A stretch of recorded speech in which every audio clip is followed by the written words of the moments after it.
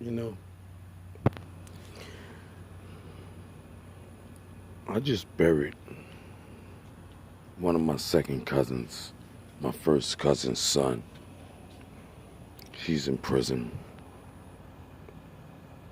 It hurt my heart,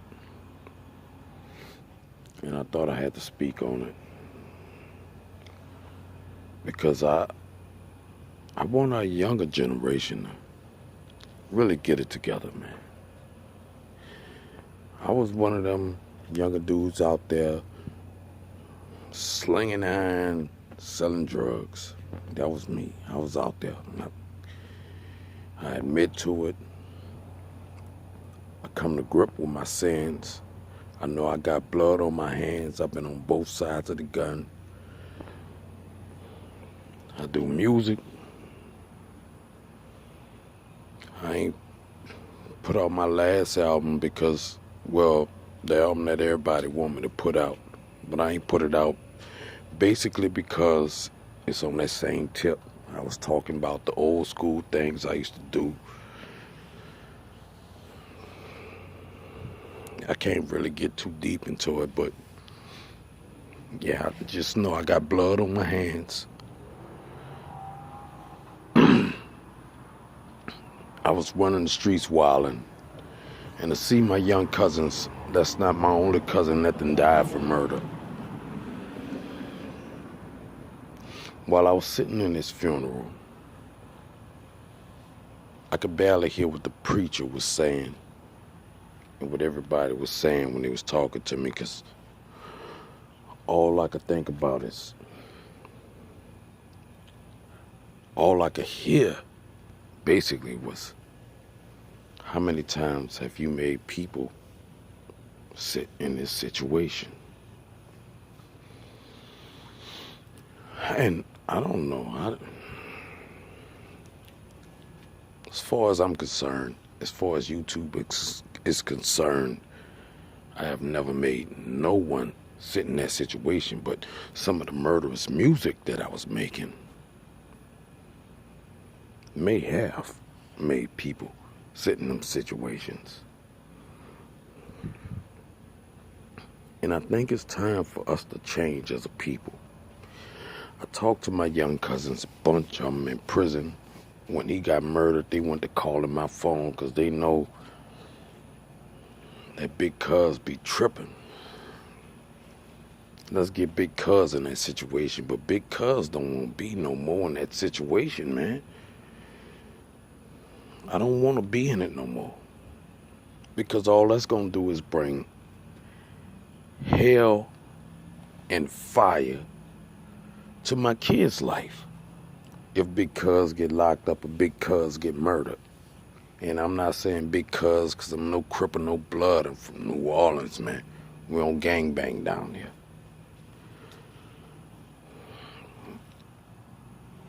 I really think that you youngsters should just sit back and just think about your future.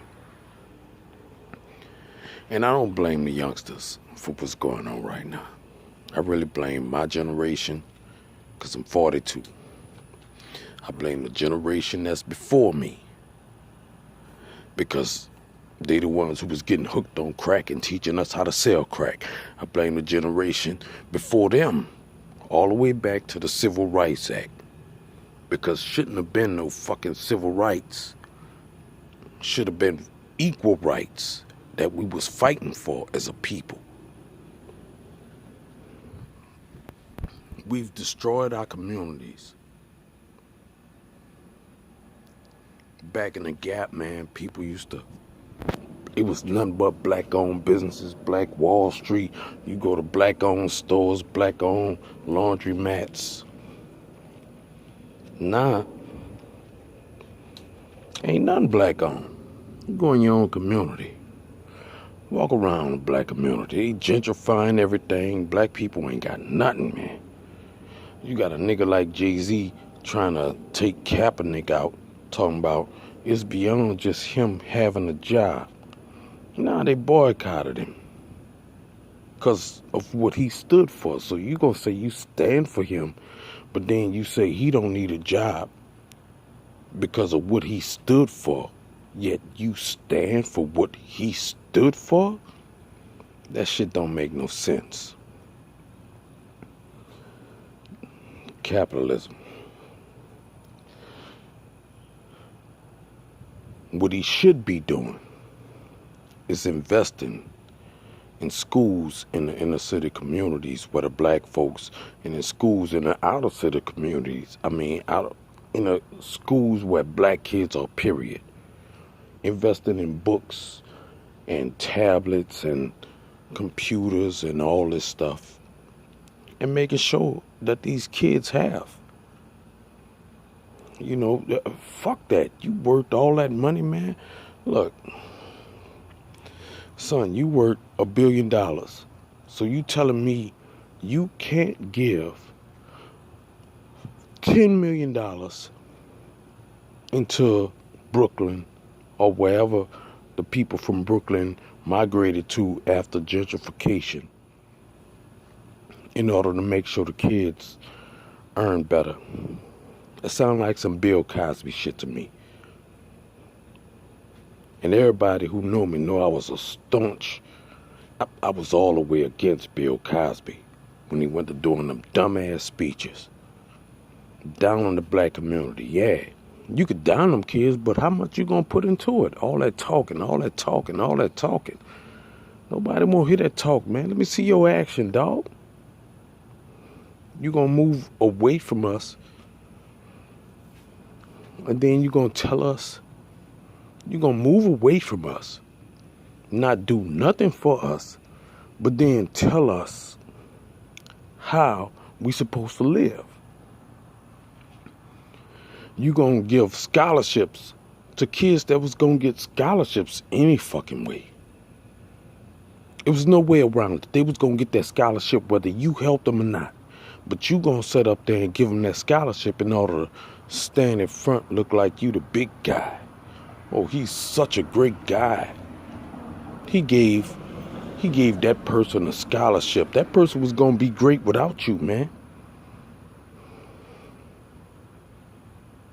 All these older dudes who really get money that's standing here putting drugs and all that stuff and promoting all this nonsense. You won't promote liquor. Why you promoting liquor, bruh? Man, come on, man. That was aimed at Jay-Z and Bill Cosby, because he reminds me of Bill Cosby. He the Bill Cosby of rap. All these cats that's really running around talking about, yeah, I'm a hood nigga. Now sit your old ass down and think about all the wrongs you did. You ain't got a conscience. Because I know one thing. I don't sleep good at night unless I'm drunk about everything I did to the hood. I respect cats like Freeway Ricky that come back and say it's gotta change. It's gotta change. We gotta do better for our communities. You're in prison. While you're in prison, you on a positive vibe. You get home, you back on that negative, and you won't walk that negative route and sow your raw oats on the youngsters, man. Come on, man. I don't respect you, man. I really feel like we are letting our kids down. Too many youngsters getting murdered. That music, like these youngsters, this young music ain't like our old music. See, I grew up with Public Enemy and the Message and all that stuff. When NWA first came in, Respect Yourself, they had some positive. They was mostly fussing about fighting off these cops that's harassing us and beating people up, and Ice Cube went off on that. Tupac was on that. Then cats just went bananas, man. with all this crazy ass killing niggas. Killing niggas like Nazis and all this shit.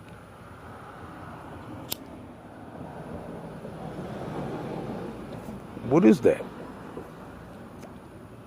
You proud of looking in the mirror? When you look in the mirror, you feel good?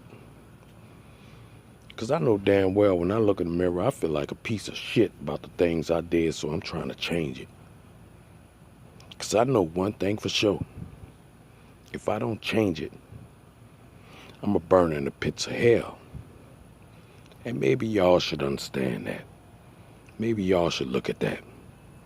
You cats who get out of prison, all right, you've been in prison 2-3 times for catching the same type of charge, drug dealing. Some of y'all get off on murder charges. You might beat the charge. I used to feel invincible. I ain't gonna front till them people lock my ass up. I used to feel invincible. When they locked me up and I took my time, because I copped out on the plea. I was fighting 10 plus years.